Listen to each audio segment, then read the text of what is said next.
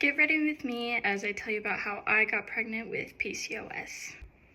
So, a little backstory to me being diagnosed with PCOS. When I was 12, that was when I got my first period, and after that, I didn't get it for about a year, and it kept happening like that, where I only got it about once a year, and I would go to the doctors, and they would tell me that was normal. And so I just thought that was normal for me.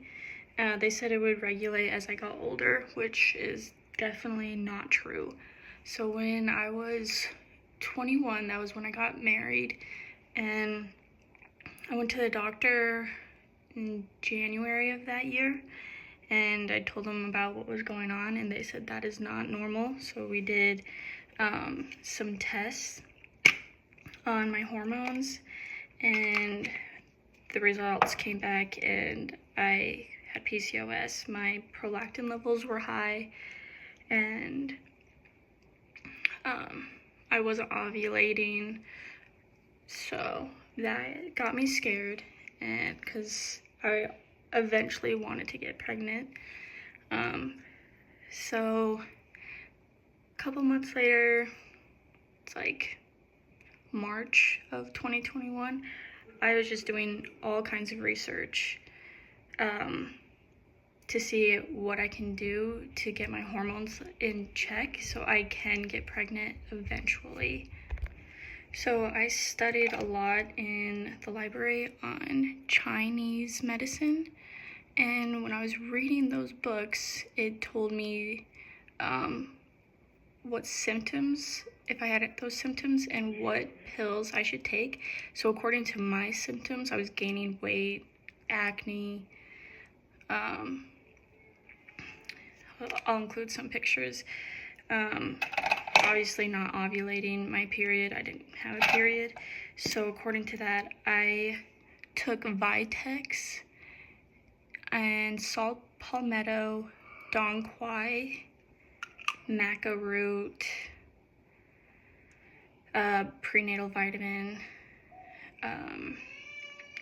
and primrose oil.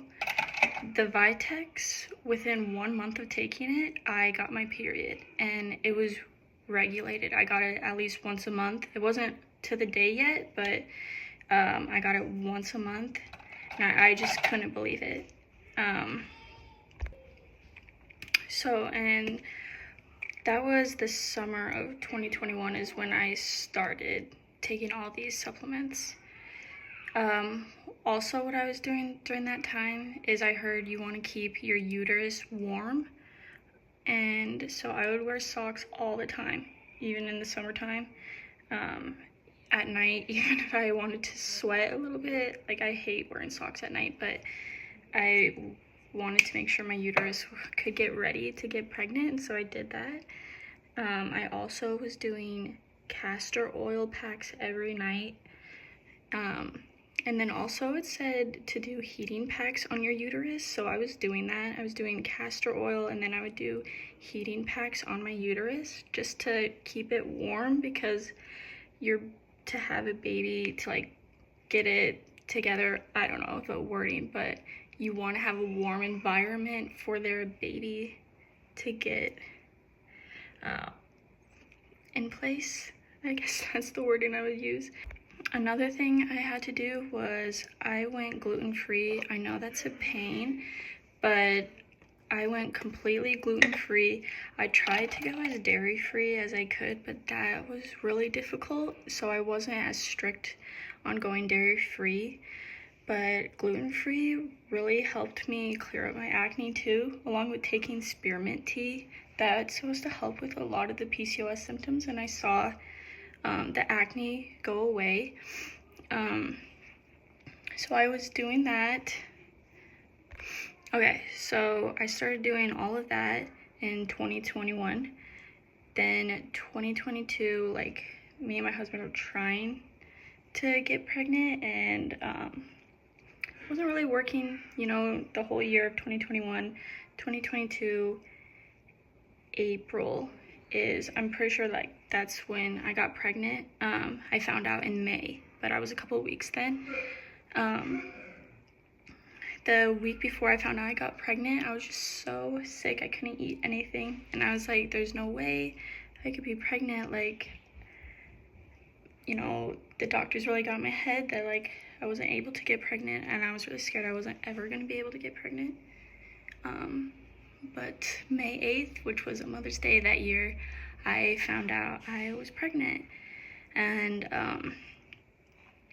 I was so happy, you know, like, those supplements, those natural supplements really worked. And I just want to preface, like, I'm not a doctor. I didn't know really what I was doing. I should have went to a natural doctor, but I didn't really have the money to go see one. So I'm just lucky that those worked for me. I did have a scare during it. Like, a month into it, I started bleeding, and I was like, oh my gosh, you know, like, miscarriage is something I was worried about as well, because it's very common as PCOS women to get that. But I was lucky. It was just a scare. But during my pregnancy, I did get preeclampsia, and I don't know if that has anything to do with PCOS, because I've heard a lot of women with PCOS get preeclampsia, and I got that. I was also having kidney stones while I was pregnant, and I had to go to the hospital for that. And even after I had my baby, I had to have surgery to get rid of the kidney stones. But anyways, that is what worked for me. And I'm gonna show the list of everything that I did. A lot of it was, I also did yoga, because you want to be stress-free as possible. And I was meditating, praying a lot. That was probably the most spiritual time for myself, just preparing to have a baby. So honestly, in a way, I'm grateful that I had PCOS, because it really helped heal my body and my mind for a baby. So in a way, I can't believe I'm saying this, but it was a little bit of a blessing that I had PCOS, and was able to research for myself how to, like, heal myself.